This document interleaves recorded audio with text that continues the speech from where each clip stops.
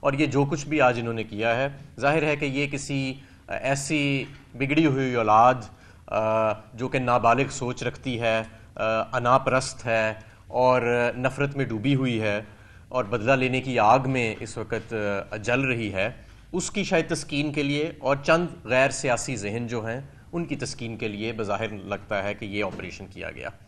آپ نے دیکھا کہ جس طریقے سے کرین کے ذریعے گیٹ کو توڑا گیا،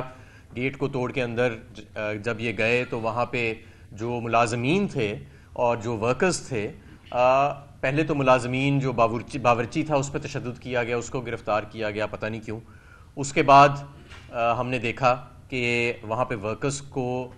جس بربریت کے ساتھ اور وحشیانہ تشدد کیا گیا، ایسے لگ رہا تھا کہ جیسے یہ جو لوگ مار رہے ہیں یہ لوگ انسان نہیں ہیں، حیوان ہیں۔ اور اس کے بعد آپ یہ اندازہ لگائیں کہ آج سوشل میڈیا پہ سارا دن چلتا رہا کہ کس طرح اسلحہ پہلے باہر سے اندر کی طرف لے جایا گیا۔ یہ سوشل میڈیا پہ تمام ویڈیوز اویلیبل ہیں۔ یہاں پہ بھی حیدرآباد صاحب میرے ساتھ موجود ہیں، یہ مجھے بتا رہے تھے کہ یہ سارا دن ساتھ تھے اور پورا دن انہوں نے اندر دیکھا تو انہیں کوئی اسلحہ نظر نہیں آیا، اور پھر جب ان رپورٹرز کو سائٹ پہ کیا گیا تو سڈنلی کلیشن کوفیں جو ہیں وہ برآمد ہونا شروع ہو گئیں اور اسلحہ برآمد ہونا شروع ہو گیا، اور اس کے علاوہ کچھ غلیل ایسے لہرائی گئی، اور وہ غلیل ایسی ہے کہ شاید وہ کسی چڑی کو بھی نہیں مار سکتی، لیکن اس کو ایسے لہرا کے دکھا رہے ہیں جیسے کوئی اٹامک اثاثہ جو ہے وہ برآمد ہو گیا۔ اور ایک بہت بڑا سوالیہ نشان جو آج میں سمجھتا ہوں کہ پولیس کی جو اس وقت حکام ہیں جنہوں نے یہ آپریشن کسی کی انا کی تسکین کے لیے یا کسی کے حکم پہ کیا، کہ پیٹرول بم دکھا رہے ہیں پلاسٹک کی بوتل میں۔ پیٹرول بم ہوتا ہے شیشے کی بوتل میں۔ پہلے جا کے تھوڑا سا اس پہ اسٹڈی کر لیتے اس کو پلانٹ کرنے سے پہلے کہ پلاسٹک کی بوتل کے اندر پیٹرول بم چل سکتا ہی نہیں ہے، کیونکہ اس کا بوتل کا ٹوٹنا ضروری ہوتا ہے پیٹرول باہر نکلنے کے لیے اور اسے آگ لگنے کے لیے۔ تو پلاسٹک کی بوتل کو تو آپ جتنی بھی اونچائی سے پھینکیں تو وہ ٹوٹتی نہیں ہے۔ تو پلاسٹک کی بوتل کے اندر پیٹرول ڈال کے اس کو وہاں پہ رکھا ہوا دکھانے کے لیے کہ جی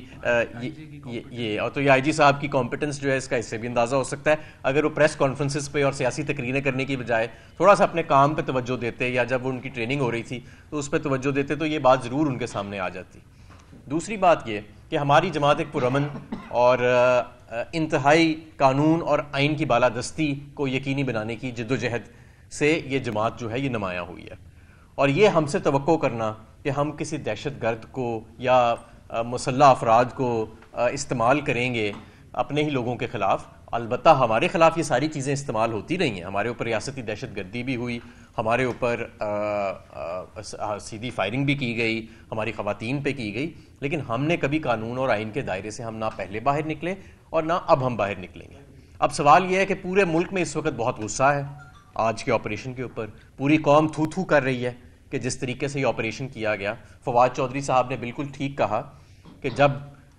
ببر شیر، اصلی ببر شیر گھر سے باہر نکلا تو گیدڑ اور چوہے جو ہیں وہ اپنے بلوں سے باہر آ گئے اور ایک بزدلانہ حملہ کیا۔ لیکن اس چیز کو اگر ہم ایک طرف رکھیں تو کارکن ظاہر ہے کہ آج اور عوام ہم سے یہ جاننا چاہیے کہ ہمارا کیا رد عمل ہوگا۔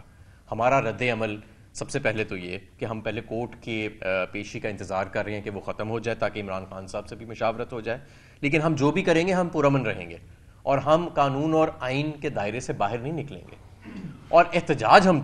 پرزور کریں گے اور ملک گیر کریں گے، اس میں تو کوئی شک نہیں ہے۔ پوری قوم اس وقت سراپا احتجاج ہے، ہمیں جگہ جگہ سے فون آ رہے ہیں کہ یہ کیسے لوگ ہیں جو اس ملک کے اوپر مسلط کیے گئے ہیں، کیا ان کے سینے میں دل نہیں ہے؟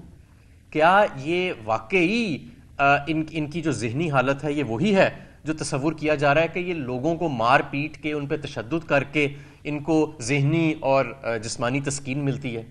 تو یہ لوگ تو پھر ذہنی طور پر بیمار ہیں، ان کو تو علاج کی ضرورت ہے۔ یہ لوگ ملک چلانے کے قابل نہیں ہیں۔ دوسری طرف جن کو ملک پہ مسلط کیا ہوا ہے وہ اپنی ناکامیاں چھپانے کے لیے کہتا پھر رہا ہے کہ جی آئی ایم ایف کے جو ہے مزائل کے پہ بات کر رہا ہے۔ میں آپ کو پورے دعوے سے کہتا ہوں کہ یہ بات انہوں نے غلط کی ہے۔ آئی ایم ایف نے ایسا کوئی تقاضا نہیں کیا ہوگا، یہ اپنی ناکامیوں کو چھپانا چاہ رہے ہیں۔ بہرحال آج کا جو دن تھا وہ ایک اور سیاہ باب تھا پاکستان کی جمہوری تاریخ میں، اور شاید یہ ضروری تھا کہ اس رجیم کا جو اصلی چہرہ ہے وہ اس کلیئرٹی کے ساتھ اور اس صفائی کے ساتھ عوام کے سامنے پیش ہو کہ یہ وہ لوگ ہیں، یہ ان کی ذہنیت ہے، اس طرح کی کہ تشدد کر کے ان کو تسکین ملتی ہے لوگوں پہ، اور یہ اس حد تک جانے کی قابلیت رکھتے ہیں۔ یہ ملک انشاءاللہ تعالی ایسے نہیں چلے گا، اور ہم کسی بھی طرح سے ان کو نہ الیکشن سے فرار ہونے دیں گے، اور آج جو بربریت ہوئی ہے اور جو توہین عدالت ہوئی ہے، یہ کٹہرے میں کھڑے ہوں گے یہ سب لوگ، یہ مت بھولیں۔